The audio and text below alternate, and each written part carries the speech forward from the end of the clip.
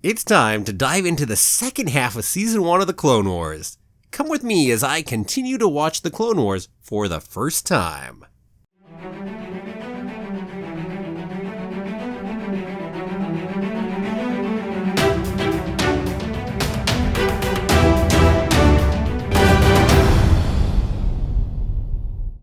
Well, hello there. My name's Jeremy and welcome back to Freeform Disney, where I talk about all aspects of Disney, from the animated movies to the theme parks to Star Wars, Marvel, and Pixar, and the TV shows, and everything else in between. And that is why it's Freeform. And keep coming back every day for new daily content.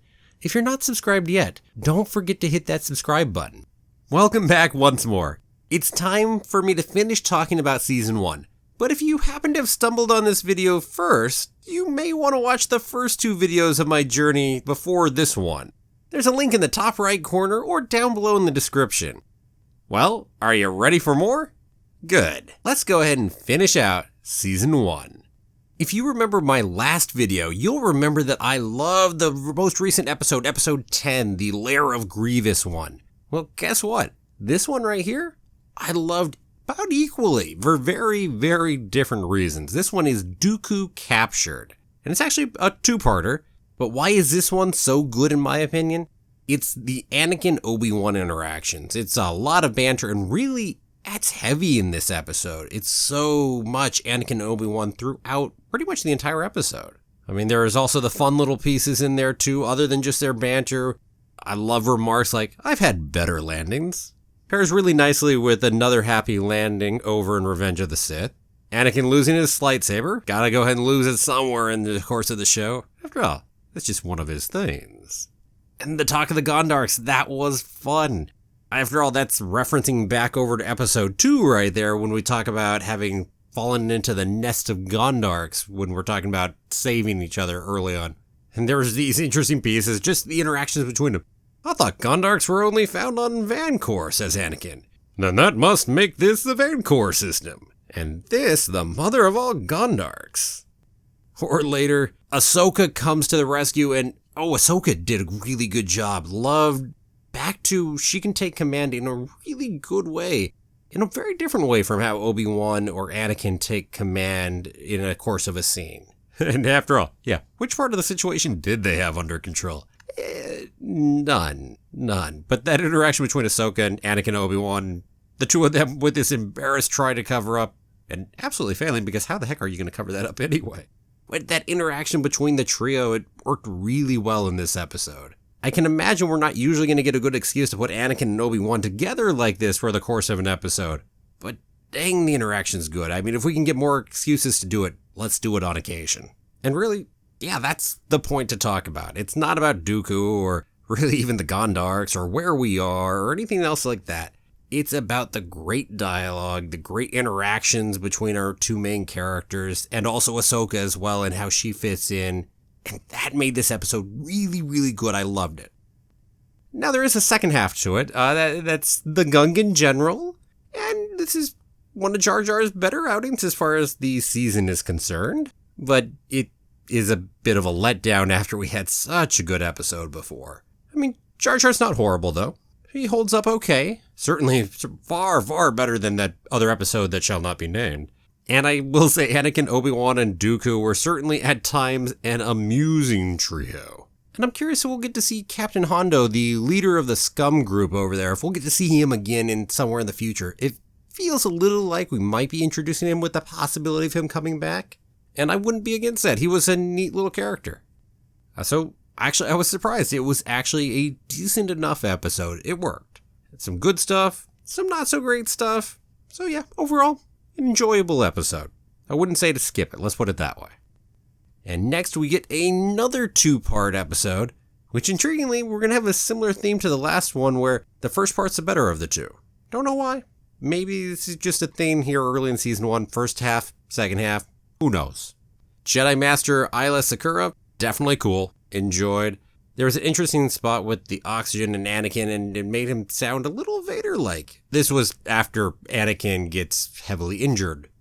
And Ahsoka and Secura have really good chemistry and play off of each other rather well, actually, and that definitely helped elevate this episode. the lemur-like species, which I think were called the lurmen. Yeah, the lurmen. So that lemur-like species was a neat species. I liked the idea of it. And their view on the Jedi I thought was an intriguing view from some people elsewhere in the galaxy. You know, violence begets violence. Jedi are not peacekeepers. And after all, how can the Jedi be? The Jedis are generals in a galactic civil war at the moment. They are anything but peacekeepers at that point. They may once have been that, but this is part of that corruption of their role. They're no longer that. And this leads to their eventual downfall. It's a big piece, and it's nice to catch a little bit of a reference to what's going on with the Jedi and how they're being viewed elsewhere. Oh, I thought the Lurmen, really cool how they roll around. That's a nice, different way of having them move fast. Just a nice touch of making them different as a species.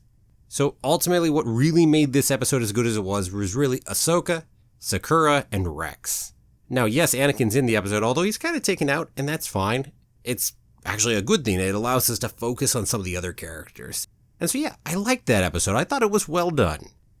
Then we move on to the second half, Defenders of Peace.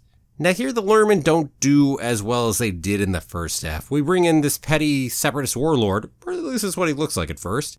But he's really not just about taking over new territory at all. He's actually got this really cool weapon that's going to go ahead and kill all life, but not droids. So he's actually here to go ahead and test the weapon, and there's also a nice docile population he'll use to test it on. And then he gives this giant speech to battle droids? I guess the battle droids care? I don't think you really need to give a speech to them, but hey, if you need to hear yourself talk, and he certainly seems like the kind of guy who just wants to hear himself talk, well, there's an audience that will listen to you. Now, here's my problem with the Lurmen, though. The Lurmen are big about nonviolence. Being nonviolent is sure as heck not the same as just rolling over and letting yourself be killed. There are other alternatives that are still nonviolent. Essentially, the Lurmen are not just nonviolent, they're not just pacifists. They won't take any kind of defensive action either, or evasive action. They're given an option to get out. Nope, won't do it. Would rather be killed. Now, in fairness, this is all the leader of the Lurmen saying this. There's apparently a fair bit of dissent. So it seems that the Lurmen society seems to be a dictatorship by whoever the oldest is. That's the best I can figure it out. So this is why I don't think what happened with the Lurmen was great. Eventually, the Lurmen get to the point that, oh, hey, maybe we shouldn't just be nonviolent. But I think that was the wrong message. The message was that there are other ways of dealing with it. And so I was disappointed by where that went with the Lurmen. Ultimately, though, it was still a decent episode. I had a number of things that I did enjoy about the episode. There were some good fights in there. We had some good character interactions.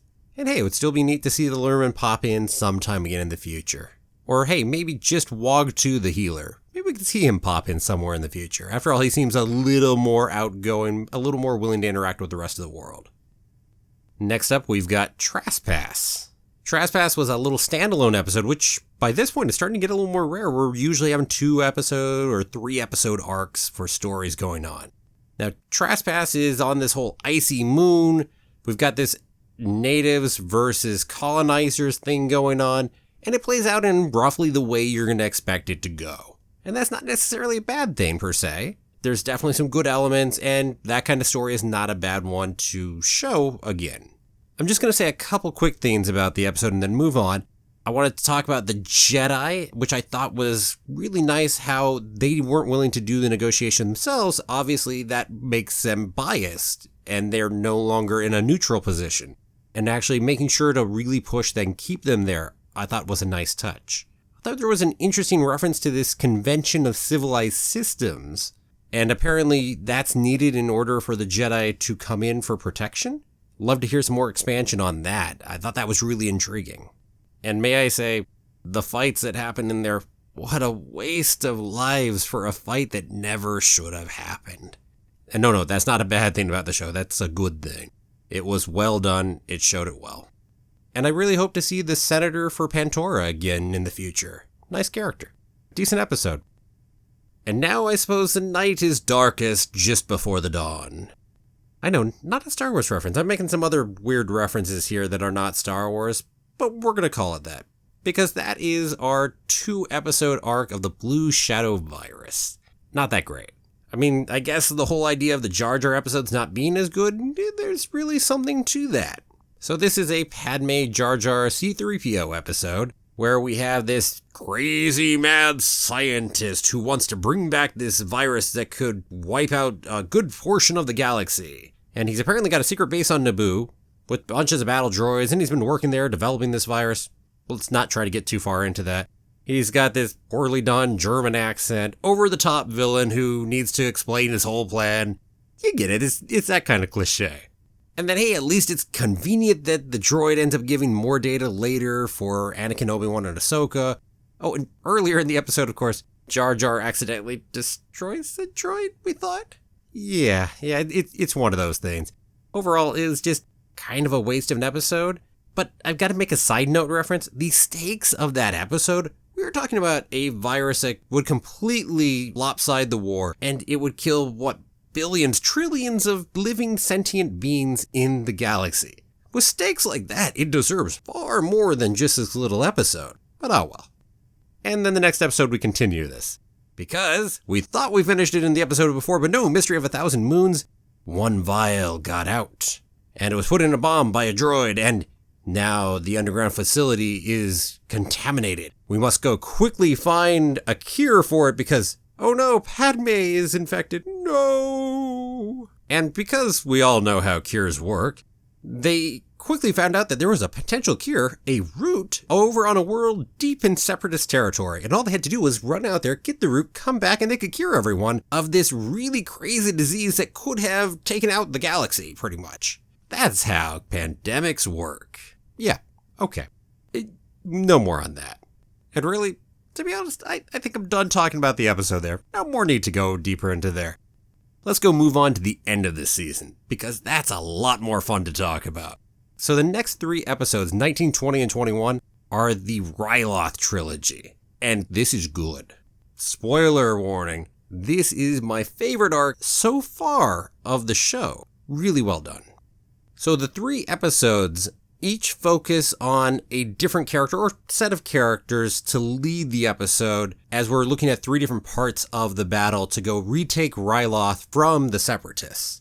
In the first episode, we've got Anakin and Ahsoka who are having to break the blockade of Ryloth so Obi-Wan will later be able to get it down onto the planet along with Mace Windu.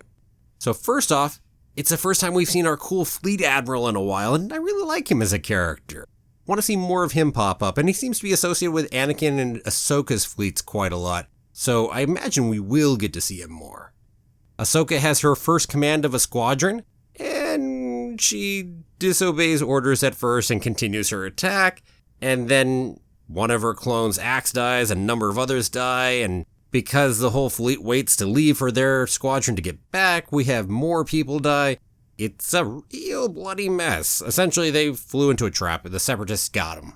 Now, that all leads to a great payoff in a great Anakin and Ahsoka conversation, where Anakin's like, I'm disappointed in you.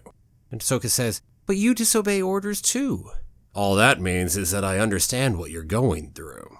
I lost so many. It was a trap. It's not your fault. Take heart, little one. Just the way it was said, the interaction between the characters, I loved it. It just led to this whole depth of their relationship. And also, a little note about Anakin realizing that disobeying orders actually does have its own consequence too. So then they still have to break the blockade, but now they no longer have 3 ships. They've got 1.5, let's say. So they're vastly outnumbered. So how the heck are they going to go break a blockade like that? So I'm going, well, this should be interesting. Let's see what happens. And I've got to say, Anakin, bit of a dick. Bit of a dick. I mean, Ahsoka just gets to find out all of a sudden she's going to be commanding the fleet while Anakin takes off his ship, the damaged one, to go destroy the blockade, and she has to do the rest of the work. And they don't even talk about it first, and she's going to have to come up with the plans. It's like, dang, man. Way to leave your Padawan in a lurch. Ow. Of course, Ahsoka rises to the occasion eventually, even though she was quite depressed and demoralized over what happened earlier. Although I've got to be honest, without Rex, I don't know if it would have gone quite as well. I mean, Rex does a great job of essentially being like an XO for Ahsoka, and that was nice too. I like Rex. And really, I found that to be the best episode in a while. It's been a good number of episodes since we had one that good. But, wait for it.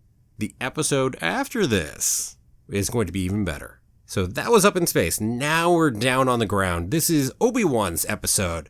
But it's not just Obi-Wan. We also introduce a couple new characters that we don't know before, and that's Waxer and Boyle, a couple clones. And this episode, by the way, this is my favorite episode of all of Season 1. And actually my favorite episode of anything I've seen yet. That includes the movie and the other couple episodes earlier on. Okay, couple things to start with. Wat Tambor is the warlord. He's a techno-union warlord of the planet who's subjugating them. Although I've got a question. Is there a relationship to Amir Tambor? Just the Tambor name, I have no idea if there's a relationship or they're completely different. I guess I'll maybe find out later, maybe not. I thought there were some interesting comments. There was a clone who calls the Twi'leks tailheads, which really just like this kind of racist comment, shall we say. I guess it's a speciesist comment because they're different species. But that's the idea. Just looking down on them, otherizing them. And I thought that was nicely done and showing that. And Ryloth as a planet, I really like the planet design. I like the trees, the landscape, the color palette, really making it a different planet. Really nicely done on that. Oh, and we had EMP grenades in an episode way back, a droid episode. Actually, not one of my favorites, but I figured those EMP grenades would never come back because they were nice and powerful. Well, they actually are back. So they actually will be a part of the show. Those are some powerful weapons when you're fighting droids. Okay, let's talk about the biggest element that probably made this episode so high for me. Now, bear in mind, there were other pieces too that helped as well, like what I mentioned. But it really is the Waxer and Boyle piece. Essentially, they're two clones who are off doing reconnaissance, and they find a Twi'lek girl. And I just love seeing their characters and the banter they have and getting to really get an idea of who the clones are and how they are their own unique people. And Boyle, especially early on, is really a little more biased against the Twi'leks and not wanting to be involved, and seeing his character arc over the course of the episode is really nice. And there's this great piece where the clones and the girl go to the girl's destroyed home as they're hoping maybe to see her parents or maybe to find some sign of the rest of the village, which the clones don't know where they went. And just seeing that desolation, the destruction, the Twi'lek girl in the middle of that ruined home, it gets to them and it gets to us. And it's really well done. As we continue the episode, we have this kind of cool droid commander who tells us, of course, that the odds of their success are 742 to 1. Don't catch any reference there to Empire Strikes Back, right? Okay, let's move on. Commander Cody passes Obi-Wan his lightsaber after Obi-Wan does this big move of forced influence these creatures away like a Pied Piper. I thought Commander Cody passing Obi-Wan the lightsaber was a nice touch. A good reference up to Revenge of the Sith, where there's a similar moment between the two, and it's just that connection between Cody and Obi-Wan. And here's an interesting one. For probably the first time in the entire show, I was truly, genuinely amused by some of the battle droids speaking. Usually I've found them to be an annoyance, a hindrance, rather they weren't talking at all. Or at least they're slightly interesting. But this time, genuinely amused. This was where they were cleaning the cages, and the one battle droid's going, "This had to be the worst job," and then the Jedis and the clones come in. And it just went into overtime. And then with the jail cell closed, him in there, he hangs his head down, dejected. It just worked. Loved it. Really nicely done. There was a nice touch in the climax of the episode where the unarmed Twi'leks actually come out and save Obi-Wan by overrunning the droid commander. Even though no weapons, they didn't even have clubs at that point. And that was also helped by the little Twi'lek girl who was coming out to an injured clone and Obi-Wan who was also there. And that helped inspire the rest of them to come out. That was a nice moment. And then to cap off this episode that is my favorite of the first season was the last conversation. And it was the clones and Obi-Wan talking. Because during the course of the episode, the little Twi'lek girl has been saying Nara, Nara. The clones at first thought that that was her trying to call them Nara, or that Nara was her name. And so they ask Obi-Wan, "Sir, what is that she keeps calling us?" "Nara, it means brother." It was a heartwarming, beautiful moment to close the episode on. I love the episode. Really, really good episode. Okay, let's finish out season 1, the final episode of the arc, which actually I'll admit I was actually the weakest of the bunch, but at the same time, let me note, I think that still makes it one of the best episodes of the season, because it was still really good. So while episode 1 was Anakin and Ahsoka, episode 2 was Obi-Wan and our couple clones, episode 3 here was Mace Windu. And this is the first time we've gotten to see Mace Windu take lead in an episode.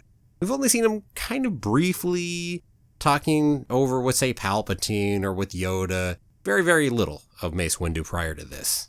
And his whole goal is to liberate the capital city. Now, this is a much more action-oriented episode. Lots of fights, and they're fun fights. I mean, we didn't get this much in fights in the previous ones. There's a lot more focus on characterization. And don't get me wrong, I love my characterization. There were some cool fights, and Mace Windu was a badass. Let's just say that. So some other things about the episode. There were new vehicles for the clones early on. Now, these are also vehicles we actually saw in a bit of montage in Revenge of the Sith. We got to interestingly see how droids are slow to adapt and make command decisions. We touched on that in the first piece of the arc, but also touch on it again here. And this is a nice touch, make some more of the difference between how the clones work and how the droids work. And we got some more talk about the individualization of the droids. Okay, let's see. Here's another spot. Now, guess what? The second time I was genuinely amused by battle droids speaking. 2 episodes in a row, and it happens twice. Nice. So what's going on in this one is there's a group of battle droids, then one of the battle droids picks up the head of another one, and he says, "Look, it's RB551. It's no wonder he got blasted. He's one of those older models, programmed by a central computer. Not us. We're independent thinkers.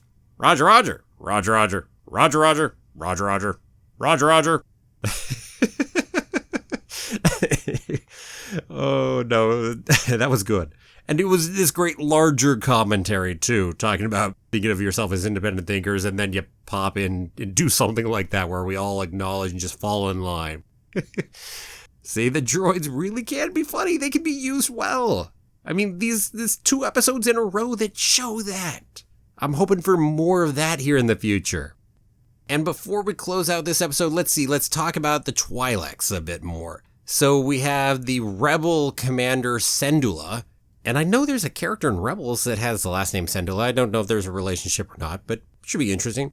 Ryloth seems to be quite technologically unadvanced from what we've seen. I'm not sure how true that is overall, or if that's just some of the spots we saw.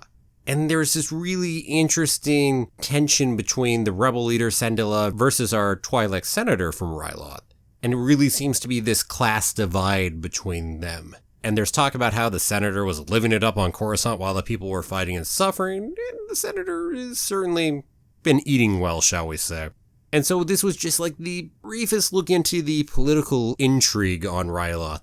And I'm not sure if we'll get back into that somewhere later down the line. We've got 6 more seasons to go. Maybe we'll touch a little more on that. I'd love to see a little more talk, but if not, that's fine too. I thought this was a really good episode, and I thought the arc on Ryloth, all 3 episodes were really good, and loved it. I mean, it's one heck of a nice arc to finish the season on. For me, I was hoping just to finish the season on a good note, and the show exceeded that and ended on a high note. Now, you may be wondering about episode 22, because there are 22 episodes in the first number of seasons. Well, that one is going to come much later because I'm watching chronologically, which means it actually pops into roughly the middle of season 3. So it'll be a little while till I see that one. Overall thoughts on season 1. If you've made it this far, you probably have a decent idea. I mean, it's definitely an up and down rocky season. If I were to rewatch the season, there are episodes I would not touch again. That would be like the droid arc, that would be the Bombad Jedi, and that would be the Blue Virus 2-parter. I would probably skip all 5 of those and not touch them again. That said, I might very well watch everything else. I mean, everything else was decent at least, and then there was some really good stuff. The Ryloth arc, best arc yet in the show. The Malevolence arc, not quite up to the Christophsis arc, but a little bit below that. Also quite enjoyed going through that arc. And then there were some great standalone episodes where we had Lair of Grievous, Cloak of Deception. So some of the really great things, you'll notice me, I love my characterization. I love my character moments between people. Although I also love some of the action scenes. There were some great lightsaber duel fights, some great fights that weren't necessarily lightsaber duel as well. There are characters I'm hoping to see a lot more of in the future. I want to see Kit Fisto come back. I want to see Plo Koon back. There are some other Master Jedi to come back too. And of course, all of my regulars. I want to see more Obi-Wan and Anakin interactions. I want to see more Ahsoka-Anakin interactions. I want to see Ventress in here more because I think she plays off well. But I want to see Ventress and Obi-Wan pair up a bit too because they had really an interesting interaction back over in, I think it was the movie actually, when they ran into each other. Or maybe it was a different part of the Christophsis battle. Somewhere in there anyway. So those are some things I'm hoping to see as we go off into the future. And I'm looking forward to where we go. So thanks for sticking with me. I'm currently expecting to break season 2 probably down into 2 videos as well, because you can tell I talk a little bit about them. I'm hoping to put the first half of it out next week, come back then for some more Clone Wars. And until then, what about you? What did you think of season 1 of Clone Wars? What was your favorite episode? Let me know down below in the comments. And thanks for watching. If you liked the video, as always, you know what I say. Give it a like, share it with your friends. If you haven't subscribed, go ahead and click that button and come on back tomorrow for another new episode. And everyone, have a magical day and may the Force be with you always.